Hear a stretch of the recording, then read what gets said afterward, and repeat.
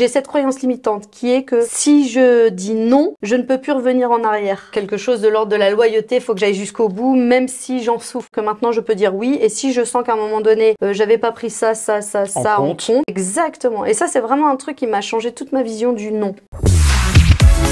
Bonjour à toutes, bonjour à tous. Une émission dans laquelle on va parler de mieux se connaître, mieux communiquer, vous direz les inconnus là, mieux se comprendre avec les autres. Leblanc, c'est son nom et c'est juste son prénom. Bon, on a assez perdu le temps comme ça.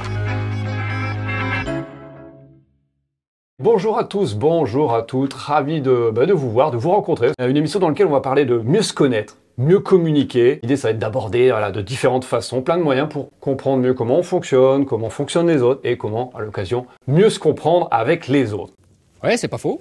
À chaque fois, un invité. Oui. L'idée, c'est qu'il nous partage ses expériences de vie en lien avec cette thématique. Et je vous présente déjà notre première invitée. Elle s'appelle Émilie Delettré. Elle est comédienne, elle est humoriste, auteure, metteur en scène, formatrice théâtre. J'ai plein d'idées, je suis trop fort.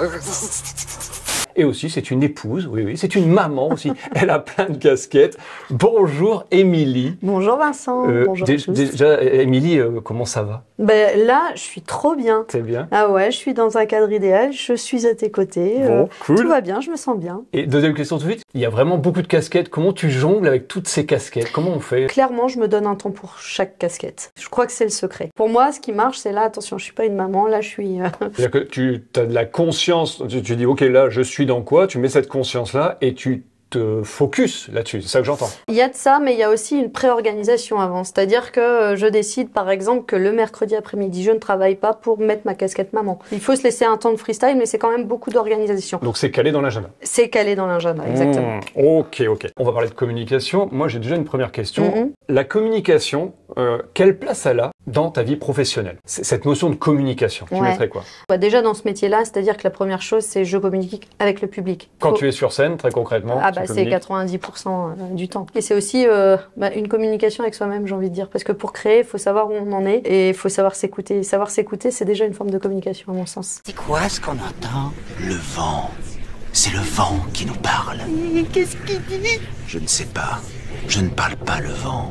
Donc ce que j'entends dans ce que tu dis, c'est moi, Émilie, je prends le temps de discuter avec moi-même, de faire le point en tout cas. De faire le point avec toi-même et de dire, ok, mais qu'est-ce qui est important pour moi? C'est quand tu dis m'écouter, c'est t'écoutes quoi? Je vais écrire un sketch qui va parler de la maternité. Jusqu'où je donne de mon personnel? Est-ce que je me mens à moi-même et du coup, derrière, je vais pouvoir mentir au public? Bon, là, est-ce qu'on est dans le déni ou pas pour savoir ce que je peux transmettre dans mon sketch et du coup au public, quoi.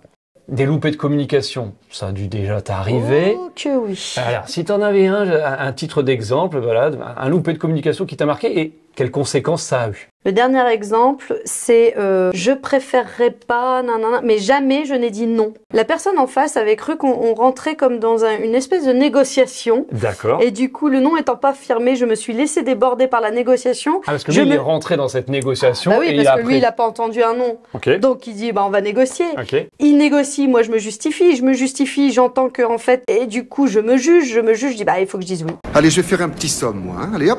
Je me suis auto-coincée de pas avoir dit un non ferme. Est-ce qu'avec le recul, tu dis, qu'est-ce qui a fait que j'ai pas su dire un non ferme? Qu'est-ce qui a fait que ça a été compliqué de dire un non ferme? T'as eu ce recul après? Oui, j'ai cette croyance limitante qui est que si je dis non, je ne peux plus revenir en arrière. C'est-à-dire que si jamais à un moment donné t'as dit oui, c'est comme si c'était fermé définitif et t'es engagé. Quelque chose de l'ordre de la loyauté, il faut que j'aille jusqu'au bout, même si j'en souffre quelque part. Ok, d'accord. Coûte que coûte, maintenant j'ai dit oui, trop tard, j'ai signé symboliquement. Ça, c'est quelque chose que je suis en train d'apprendre en ce moment. T'as bousculé ça?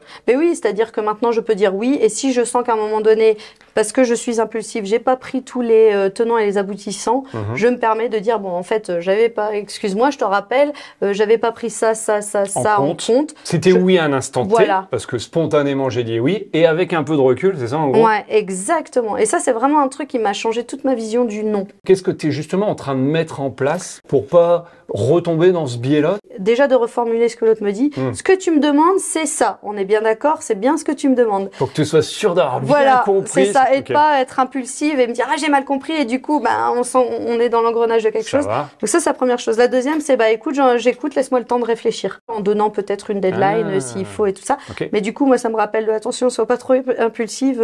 Et puis, c'est de me dire clairement, si jamais j'ai trop dit oui, je me laisse la porte de me dire ah oui, mais j'avais pas pris ça en compte, et de dire à la personne écoute, je t'ai dit oui. Tu t'autorises à. Voilà. Et du coup, de puis dire je suis désolée, je t'ai dit oui, Presque mais parce que t'excuser, j'allais de là. me justifier d'avoir dit oui. 3 outils, je trouve très clair et C'est très vrai précis. Tu Bah, vois, tu vois, c'est l'impression que ça me donne. Bah, c'est génial. C'est excellent. On va maintenant, je voudrais partager ça, pas trop de transition, on y va comme ça. Il y a des films qui sont super justement pour prendre conscience de. Là, tu parlais de Carrément. prise de conscience. Et moi, j'ai envie de partager un petit peu avec le public un film qui, à un moment donné, m'a inspiré. Tu vas me dire si tu l'as vu ou pas. Ok. C'est l'histoire d'un monsieur, un Américain, Mhm. qui s'appelle monsieur Richard Williams. Et ce monsieur, et peut-être que là, ça va te parler un peu plus, il est le papa, en l'occurrence, de Vénus et de Serena Williams. Ah, mais oui. De Tennis Woman. Est-ce que ça Je commence ne à te l'ai parler? pas vu. Tu ne l'as pas vu ce Je film? voulais le voir, je ne l'ai pas vu. Le pitch, je te le fais rapidement. Ah ouais. En gros, on voit l'histoire de ce monsieur qui est donc le papa de ses futures championnes, pour ceux qui connaissent.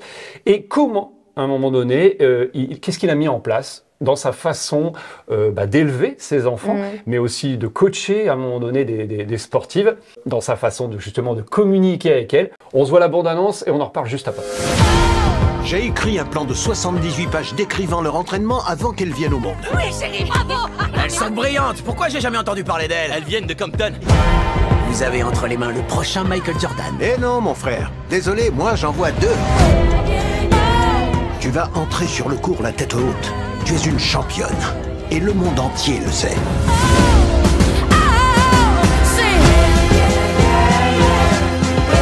Tu vas leur montrer ce que t'as dans le ventre?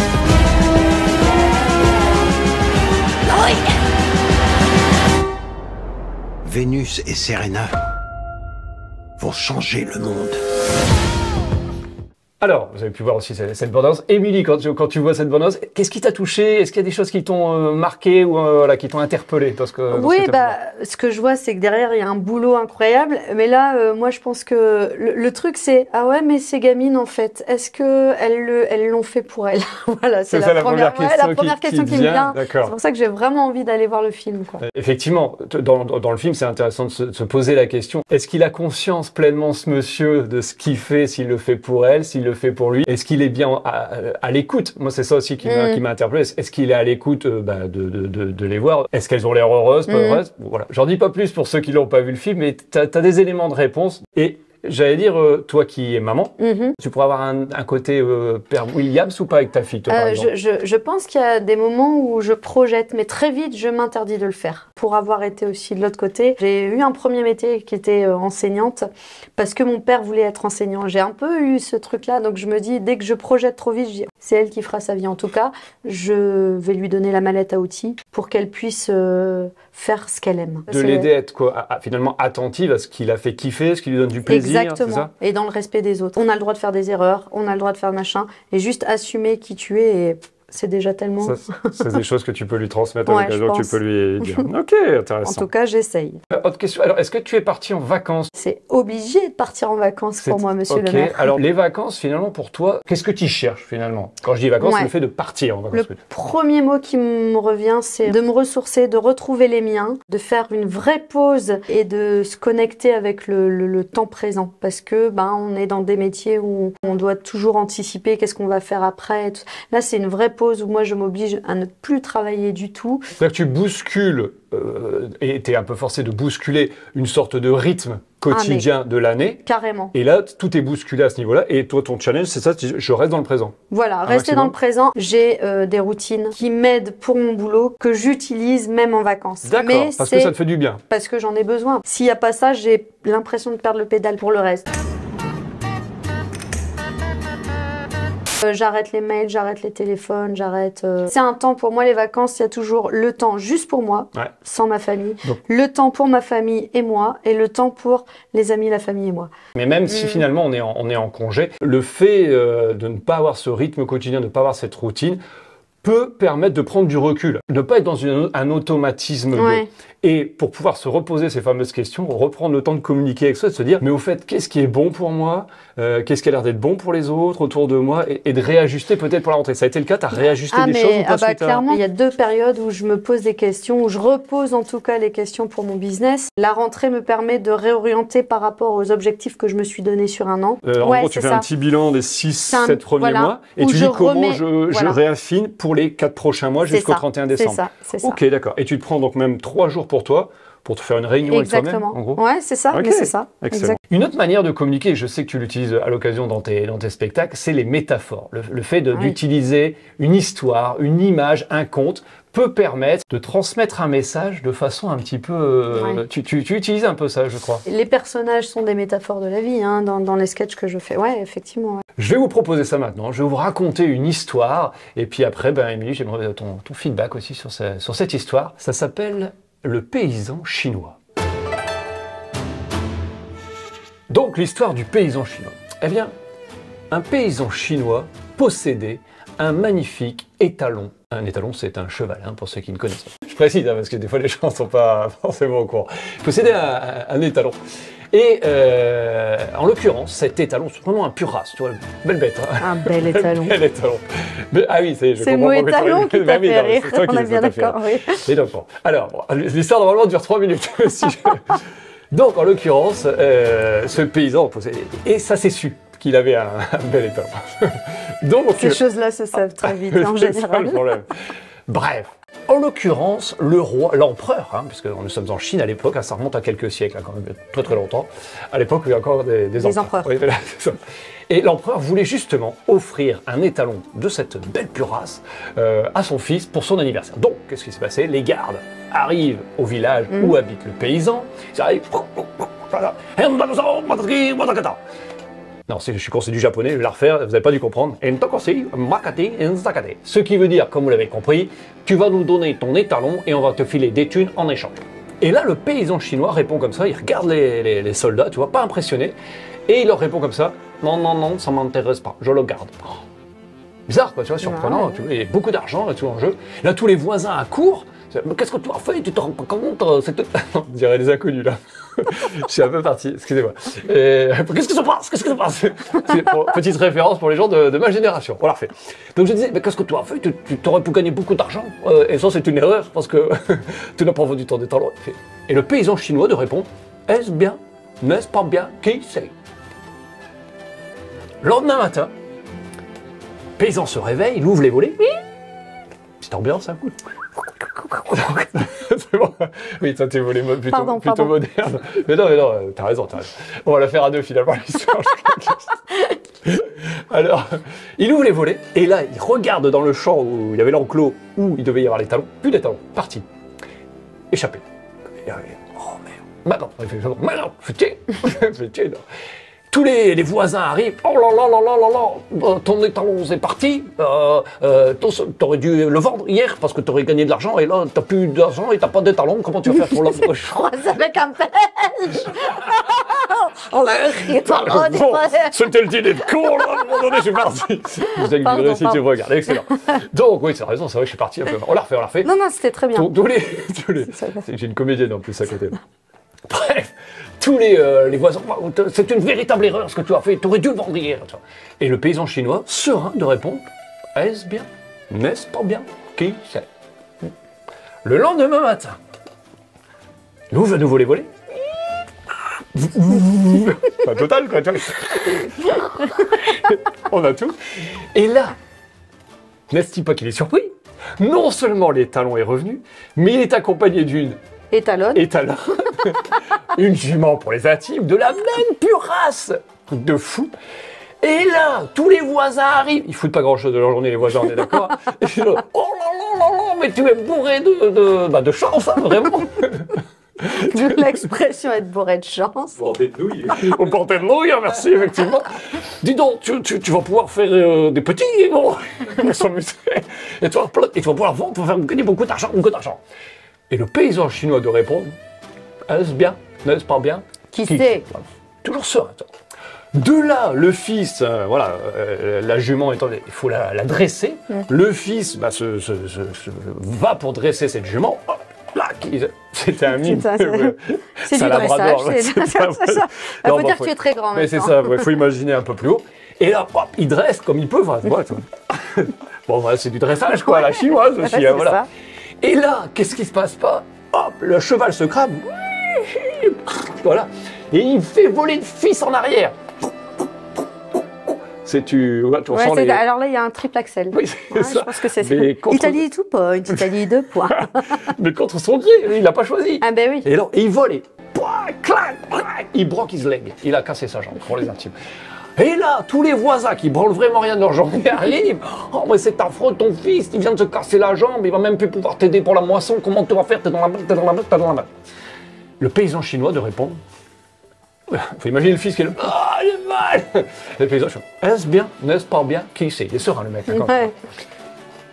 Et alors, truc de fou, c'est pas une connerie. 2 semaines plus tard, pas plus ni moins, l'Empire rentre en guerre. Les gardes de l'empereur ont pour ordre de rapatrier, de réquisitionner plutôt, tous les fils valides de chaque famille. Ils arrivent dans le village, ils embarquent tous les fils, sauf un. Celui du paysan chinois, avec sa jambe cassée. Il est en rééducation, dans un centre de rééducation, pas loin, quoi. Mais il ne peut pas aller au combat. Et là, tous les voisins malheureux d'avoir perdu, c'est pas drôle là. Non mais je me disais, ils peuvent plus venir, ils sont au combat, ils ont été réquisitionnés. Non, pas les voisins, parce qu'ils sont vieux, mais c'est les enfants. Par contre, eux sont malheureux. Ah ouais. Ils sont au village, mais malheureux, d'avoir perdu peut-être leurs enfants à jamais. Et c'est pas drôle, hein, d'ailleurs, vous rigolez, mais c'est pas drôle du tout. Et là, le paysan chinois qui entend ça, dit, toi tu as vraiment de la chance, hein, toi ton fils est encore avec toi. Et le paysan chinois doit répondre, est-ce bien, n'est-ce pas bien, qu'est-ce que c'est? Voilà, Émilie, c'était mon histoire du paysan chinois, ou comment finalement raconter quelque chose, communiquer sur un message, mais de façon décalée. Qu'est-ce que t'en comprends? Qu'est-ce que t'en retiens? D'abord, tu es un très bon comédien. Je me suis bien marrée. La première chose, peut-être, c'est l'acceptation. C'est-à-dire, il nous arrive un truc, on n'a pas le choix, on accepte. Pour cela, il faut savoir prendre du recul et ne pas dire oui, tout de suite. Voilà. D'accord. Bon, ça ne veut pas dire qu'il faut ne pas subir les émotions qui nous traversent. Hein. Ouais, tu veux dire, il ne faut pas non plus forcément être insensible à ce qu'on vit. C'est ça. Ouais, c'est-à-dire, c'est comme ça. Donc, qu'est-ce qu'on met en place pour traverser ça après? C'est toujours la même chose, prendre du recul, j'écoute, je traverse, je raisonne, puis après je peux agir. C'est cela. Ouais. Et tu avais dit deux choses. Ouais, c'était que tu étais un très bon comédien et je cherche quelqu'un pour me donner des cours de chino-belge. De chino-mandarin, chino-belge. Pourrais-je parler à monsieur Leblanc juste une fois? Et alors, justement, est-ce que toi, tu pourrais être ce paysan chinois? Est-ce que t'en es où dans ton niveau d'acceptation de la vie? Alors là, pour l'instant, je suis à apprendre à prendre du recul. Voilà, je suis vraiment là, je pense. Tu vois, tu es mariée. Ouais. Et ce monsieur, lui, est-ce qu'il fonctionne comme toi dans ce genre de... Ou est-ce qu'il est différent? Moi, plutôt, dans le quotidien, il va arriver plein de petites conneries, j'ai n'importe quoi, un verre qui se casse alors que t'as rendez-vous. Moi, je sais tout à fait me dire, c'est pas grave, je ramasserai les morceaux après et je trace. Alors que lui, ça va être, bordel, fais chier, qui est-ce qui a mis ce verre et tout ça. Par contre, quand il va y avoir un vrai événement grave, lui, c'est prendre le recul que moi, je ne sais pas. Moi, je suis débordée là par mes émotions. D'accord. Et lui, c'est prendre le recul. Et je crois qu'on se complète vraiment comme ça, quoi. D'accord, ok. Et ouais, puis je pense on a tous un chemin à faire face à la communication. Le tout, c'est de savoir justement, de savoir l'un et l'autre où on en est et comment on continue à avancer. C'est-à-dire que tu as conscience de lui, finalement, une certaine force qu'il a dans des moments un peu plus, comme tu dis, graves. Lui, il a peut-être conscience de comment tu gères au quotidien. C'est ça. Et à partir de là, c'est ça, vous essayez d'ajuster un petit peu? Exactement, c'est-à-dire que de l'entendre, par exemple, râler parce qu'il y a un verre qui est cassé et tout ça, pour moi, c'est OK parce que ça fait partie de lui et je sais qu'il y a d'autres facettes chez lui que je n'ai pas et qui m'apportera autrement, donc c'est OK pour moi. Et ce que j'aime savoir aussi, c'est évidemment, on fonctionne tous différemment. L'exemple le plus connu, c'est quand même les couples. Pour fluidifier la notion de communication, alors qu'on a des fonctionnements différents, est-ce que vous avez mis en place des tactiques dans votre couple au quotidien? Dans un premier temps, je pense que tous les deux, on est conscients qu'il faut être à l'écoute de l'autre. Parce que très vite, émotionnellement, il se passe quelque chose si on est tous les deux dans nos scénarios ou dans notre tête. Et si je prends pas le temps de comprendre qu'on n'a pas la même vision parce qu'on n'a pas le même angle, déjà, ça peut pas marcher. Je suis en plein drame familial, là, foutez-moi la paix. Mais la deuxième chose, on a pu faire appel à un tiers, par exemple. Se dire, ok, là, on est dans le mur, qu'est-ce qu'on fait? Mais il faut être d'accord tous les deux pour ça, quoi. Donc, professionnel, Voilà. que quelqu'un qui a une vraie expertise à ce niveau-là, au niveau de la communication, par exemple. Un exemple bête, mais là, monsieur me masse beaucoup, moi je le masse pas beaucoup. Bon, bah, pour améliorer mon couple, c'est quelque chose que je vais faire, d'apprendre à masser, par exemple. Cette notion de pause et de recul, ben, des fois on peut le faire soi, mais quand on est à deux, d'avoir une personne neutre, elle permet de mettre l'angle de vue au même point. Est-ce que aussi, tiens, une autre tactique aussi pour évoluer, est-ce que tu es lectrice? Est-ce que tu lis à l'occasion des bouquins justement autour de tout ça? C'est quoi ce livre? Grandes espérances. Mais ça vaut le coup? C'est pas ce que j'espérais. Est-ce que tu en as un qui t'a inspiré Sur la notion de communication. thématique, notion de communication, notion de relation, de mieux se connaître? Est-ce qu'il y a un bouquin dont voilà, que tu as envie de partager, qui t'a vraiment interpellé? Bah là, comme on parlait de ça, le dernier que j'ai en date, c'est effectivement, par exemple, Les langages de l'amour de Gary Chapman, qui explique vraiment, dans une relation amoureuse, comment on peut vivre sereinement en faisant avec deux entités différentes, quoi. C'est hyper intéressant. L'idée, c'est qu'on ne va pas forcément donner et vouloir recevoir de l'amour, des démonstrations d'amour de la même façon. Manière. C'est ça l'idée? Exactement. Je vais te prendre un exemple Vas-y. très concret. Mon mari adore faire à manger. Moi, à un moment donné, je lui disais, mais il me fait pas plaisir, il m'emmène pas spontanément en vacances, il m'emmène pas. Alors qu'en fait, lui, dans sa façon de me faire plaisir, c'est de me faire à manger un bon petit plat. Il va mettre tout l'amour là-dedans. Alors que moi, je vais peut-être aller le mettre ailleurs dans organiser des vacances pour lui, un lui. week-end Voilà. surprise. Et sauf que si à un moment donné, on se dit, bah ouais, mais moi, il me fait jamais plaisir, c'est faux en fait. C'est pas parce qu'il ne t'aime pas, c'est que sa façon, c'est ça, de te voilà. dire son amour. Lui, c'est son langage à lui, C'est ça. ça. Et déjà, moi, de prendre conscience que, ah, mais en fait, il a mis vachement d'amour, il met vachement d'amour là-dedans et que j'avais pas conscientisé ça parce que moi, je le mettais pas là. C'est cela, oui, oui, oui. Du coup, lui aussi entend, ah ben tiens, je vais aussi faire attention il a fait un anniversaire surprise il y a pas longtemps, mais je sais que pour lui, c'est pas sa façon à lui de faire plaisir. C'est pas spontanément, ça. Voilà, mais du coup, ça lui a demandé, je sais aussi, l'organisation que ça lui a demandé, mais ça m'a touché, mais 3 fois plus du coup. Happy birthday to you. Et je crois même que ça a été utilisé dans le monde de l'entreprise. Ça a été, on va dire, décliné. Ah ouais? Comment, dans son management, comment on peut amener de la reconnaissance à quelqu'un, peut-être de façon différente, parce que celui qui est en face de nous n'attend pas la reconnaissance comme nous, on aurait tendance à vouloir la donner. D'accord. Donc ça a été décliné. Bref, effectivement, un super bouquin hyper inspirant. Alors, nous, on aime bien savoir, en tout cas, on demande aux spectateurs s'ils ont des questions à nous poser sur la communication ou autre. Ah, c'est cool. Et régulièrement, donc voilà, on va les voir dans les commentaires. Et voilà, on a 3 premières questions et je vais te les proposer. Je vais nous les proposer, parce que je vais les découvrir en même temps que toi. D'accord. Première question, comment faire bonne impression lors d'une première rencontre, pro et ou perso? L'authenticité, il n'y a rien de mieux. Dans la question, il y a déjà comment faire, comment on va se préparer à quelque chose. Et là, ça te sort de quelque chose qui est... J'aurais dit comment préparer à la rigueur. Ça me parle aussi parce qu'effectivement, quand j'ai lu la question, je dis ouais, mais bonne impression, ça veut dire que je vais pas être complètement moi-même. C'est ça. Donc je vais me transformer pour faire bonne impression. Et j'avoue que je te rejoins dans la notion d'authenticité parce que prenons le domaine perso. Ouais. Rencontre, peut-être rendez-vous, un premier encart. Si je m'amuse effectivement à faire style que... Je mets des grosses tototes, je mets du rouge à mes et puis je vais parler d'une certaine façon. Ouais, mais alors ça veut dire que je mens aussi sur la marchandise d'une certaine façon. Exactement. Pardon. Et j'en ai arnaqué plus d'un. Hein. Non mais c'est vrai, à partir du moment où je perds de mon naturel, où je perds de mon authenticité, c'est pas forcément un bon calcul, quoi. Ouais. C'est ça qui me vient aussi, moi. Bah oui, c'est ça. C'est de toute façon, à un moment donné, on le voit très bien que tu peux acheter une Twingo avec le meilleur vernis. À la fin, tu verras toujours que c'est une Twingo si tu grattes un peu, tu vois. C'est une belle métaphore. C'est une voiture qui roule très bien, ceci dit. Je roule en Twingo. Twingo, elle cache bien son jeu.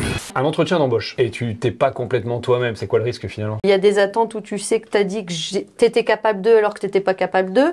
Et quand on va te demander derrière, tu te fous une pression. Donc, c'est se foutre, enfin, à mon avis, c'est se foutre une balle dans le pied, quoi. Tu scies même la branche sur laquelle tu es assis.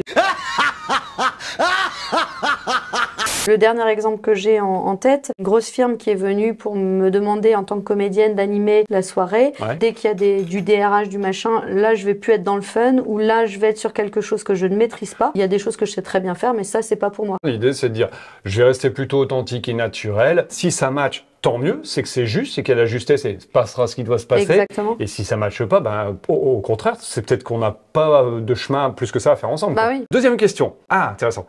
Comment essayer de mieux communiquer, de mieux comprendre avec quelqu'un qui a du mal à communiquer? Si tu as affaire à quelqu'un qui est en face de toi, ne sait pas s'exprimer, ne sait pas bien communiquer. Vous répondez pas? Non.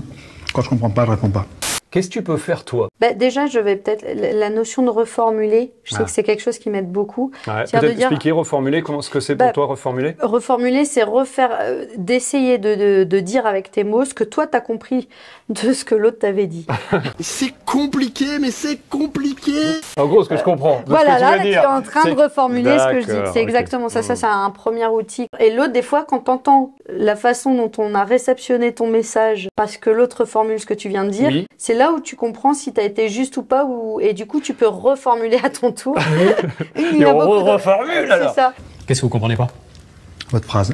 Pour moi, c'est un super outil parce que finalement, ça aide aussi soi-même à être sûr d'avoir bien compris. Parce que des fois, finalement, le risque, c'est quoi? C'est que je réponde à une question et en gros, je tombe complètement à côté de la plaque. Donc, je viens de passer du temps et de l'énergie, ça sert à rien. Mais non, c'est parce que je t'ai demandé. Ouais. Ou inversement, la personne te demande quelque chose, pour, je sais pas, pour que tu fasses ça. Et en gros, tu fasses le truc. Ça va, ça t'a plu? Bah non, c'est parce que je t'ai demandé. Donc, c'est ça, tu vas gagner du temps et de l'énergie aussi par rapport à ça. Et une petite dernière pour la route. Quelqu'un qui n'arrive pas à dire ce qu'il ressent, comment gérer ça? Parce qu'on a parlé tout à l'heure, effectivement, que c'était intéressant d'avoir des indices aussi sur les émotions. Ouais. Donc là, c'est un peu plus précis. Si tu as affaire à quelqu'un où tu vois qu'il ou elle, moi je dirais qu'il ou elle n'est pas bien, et peut-être elle a du mal à expliquer son émotion. Est-ce que ça, tu sais faire avec ça? La première chose, c'est d'être à l'écoute. Ouais, forcément, d'être l'oreille dans un premier temps. Et pas forcément la forcer à tout de suite à mettre des mots. C'est ça que j'entends. Bah oui, c'est ça. Tu vas pas la contraindre en disant, mais vas-y, mais dis-moi ce qui va pas. C'est ça. Moi, ça, je sais pas dire. En tout cas, ce qui est sûr, c'est que moi, quand je suis débordée moi-même par mes propres émotions, je fais pause. Mais taisez-vous pour voir? C'est mieux. Et derrière un truc, il y a un outil qui m'aide vachement, c'est l'écriture. Parce que des fois, tu es tellement dans l'émotionnel que tu mélanges plein de choses, tu vois. Tu vas mélanger le fait que, je dis n'importe quoi, mais ta fille vient te demander un truc et là, elle va prendre, alors qu'en fait, une colère qui n'était pas dirigée vers elle, ça peut être aussi ça. Et des fois, le fait d'être débordé, on sait plus d'où vient, de poser les choses par écrit, je trouve que c'est... Tu prends ta feuille de papier, tu prends ton crayon et t'écris quoi, tout ce qui te vient. Ouais. Après avoir fait... Ouais, c'est ça, t'as fait et après tu fais avoir pleuré, après n'importe quel événement d'ailleurs qu'il soit bon, machin, ça peut être aussi dans le positif quand t'es comédien, t'as fait une standing ovation et puis le lendemain tu peux faire un bide, ok machin, mais ne nous emballons pas, il y a encore une marge de travail possible. Je pense que c'est traverser l'émotion, c'est comme l'histoire du stop, c'est déjà laisser à la personne le temps de traverser son émotion et après poser pour papier. En tout cas moi c'est ça, je traverse mon émotion et après je pose pour papier pour faire le... Et ce qui me vient quand tu dis ça, c'est dans traverser l'émotion, c'est respirer dedans. Oui, c'est ça. Des fois, plutôt que de vouloir mettre des mots, c'est je respire, ok, et j'accueille, j'accepte aussi ce que... Parce que finalement, les émotions, si on parle des désagréables, parce que les agréables, en général, on aime bien les traverser, bien sûr. Mais les désagréables, simplement le fait de respirer dedans, c'est aussi ce qui fait qu'elles vont passer peut-être un peu plus facilement, plutôt que de figer. Bonne nouvelle. Pour vos prochaines questions, vous mettez dans les commentaires, comme ça on les lira et puis on les posera à nos invités. Bon, tout doucement, tu sais quoi, Émilie, on arrive à la fin de notre émission. Oh, déjà, ouais. Enfin, laisse-moi traverser cette émotion. Quelle est ton émotion? D'abord, je ressens, prends le temps de ressentir. Je peux te dire un court poème? Oui. Le ciel. Émilie, il y a plein de gens en toi, je le sais. Ça se voit, c'est peut-être... Il y a ma mère, il y a ma grand-mère, il y a physiquement... Mais il y a Guylaine, surtout, c'est ça que je voulais dire, Émilie. Il y a Guylaine, oui, parce que j'ai tenté une transition qui était... Non, moi je prends, j'aime bien, j'aime beaucoup. Mais voilà, et Émilie, tu es dans un nouveau spectacle qui s'appelle Guylaine Superstar, c'est un duo avec Florian Sens. Qui est cette Guylaine? Alors, Guylaine Vente de pute, avec 2 T, c'est très important. Guylaine est une majorette qui aime le monde des paillettes, voilà, et donc il y a eu un premier spectacle qui s'appelle Le journal d'une majorette. Majorette, pour ceux qui connaissent pas, parce que peut-être il y a des gens qui connaissent pas, c'est des gens qui dansent sur des rimes de techno avec des jupettes à paillettes, qui lancent des bateaux et qui essayent de temps en temps quand même de les récupérer. On va pas se mentir. Et donc il y a un premier spectacle où je jouais donc Guylaine Vente de pute, où on explique, on comprend pourquoi elle est devenue majorette. Et on le retrouve dans un autre spectacle donc qui s'appelle Guylaine Superstar. Et Guylaine, en fait, est fan de tout ce qui est chanson française et elle a postulé à une émission un peu... Comme Nagui. N'oubliez pas les paroles, exactement. Okay. Sauf que la petite Guylaine, elle chante comme une vache espagnole, hein, tu vois, comme quelqu'un qui voudrait raconter une histoire en chinois ou en belge, on sait pas trop. Et donc il galérerait un peu, par exemple. Je vois l'idée. Sauf que elle est touchante et donc du coup il y a de l'audimat et du coup toute l'émission, en tout cas le présentateur va essayer de la faire rester le plus longtemps possible. Mais elle va se rendre compte qu'à un moment donné c'est pas forcément pour les raisons qu'elle croit. Et donc c'est quoi? C'est quand même de l'humour, c'est pas vraiment de l'humour, on est plus dans on est dans de l'humour, mais il y a toujours un message derrière, en tout cas. Ouais, et puis là c'est toute l'histoire du jugement, de trouver sa place, de lucidité. D'être à l'écoute justement de soi. Exactement. On parlait de ça tout à l'heure, intéressant. Voilà. Bon, et donc mais on se marre. Hein. Ouais, quand même on se marre. On se marre. Ah, c'est bon ça. Avec Guylaine, on se marre tout dit. Et donc comme quoi, en plus c'est jouable, on peut et se marrer et en même temps comprendre des choses et transmettre des messages. Moi j'adore. Je rappelle pour vos questions, c'est dans les commentaires. Et en ce qui concerne Comme en couleur, le spectacle, parce qu'Émilie, peut-être le sais-tu, je suis aussi dans un spectacle qui s'appelle Comme en couleur, qui parle de communication. Eh bien, on se retrouve le 17 novembre et le 22 décembre à l'Européen à Paris. Tu connais le théâtre de l'Européen? La capitale. C'est la capitale. Tu veux dire, tu vas faire un pestac que j'ai pas encore vu? Effectivement, un nouveau spectacle et Guylaine sera la bienvenue. La je capitale. vais venir. Moi, je suis sur la liste. T'es sur la liste. Je suis sur la liste. Toutes les infos sont sur le site comencouleur.com, sur les réseaux sociaux. Bien sûr, on se retrouve aussi, nous, pour une prochaine émission sur cette chaîne, avec un nouvel invité ou une nouvelle invitée. Ce sera la surprise. Comment qu'on fait si on veut voir notre émission? Alors, l'émission, évidemment, déjà, mettez des j'aime, hein, ça c'est important. Et bien sûr, abonnez-vous à la chaîne Comme en couleur, c'est ce qu'il y a de plus simple. Merci, Émilie, d'avoir été avec nous aujourd'hui. C'était un vrai kiff. Merci à vous de nous avoir suivis et je vous dis à très très bientôt.